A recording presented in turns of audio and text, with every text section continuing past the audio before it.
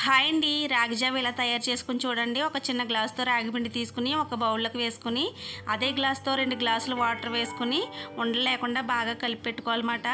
ఇప్పుడు ఒక గిన్నెలోకి ఒక 1/2 లీటర్ వాటర్ అయితే వేసుకుని ఇందులోకి రుచికి సరిపడా సాల్ట్ కూడా వేసేసుకుని స్టవ్ మీద పెట్టి మరిగించుకోవాలి.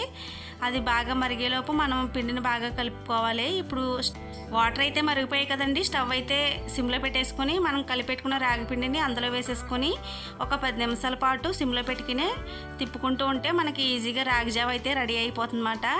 ఇందులోకి మనం మజ్జిగ వేసుకుని కలుపుకొని తాగితే చాలా మంచిది. ఇందులో అధికంగా కాల్షియం, ప్రోటీన్స్, ఫైబర్ ఎక్కువగా ఉండడం వల్ల ఆరోగ్యానికి చాలా మంచిదండి. ఈ వేసవిలో మనకి చాలా వేడి చేస్తూ ఉంటుంది కదా, ఆ టైంలో మనం ఈ రాగి జావ తాగితే మనకి చాలా రిలీఫ్గా ఉంటుంది. మార్నింగ్ మనం ఇది తాగడం వల్ల మనకి నీరసం అనేది కూడా రాదండి. మన పెద్దవాళ్ళు కూడా ఎక్కువగా ఇదే తీసుకునేవారు అన్నమాట. నచ్చితే లైక్, సబ్స్క్రైబ్.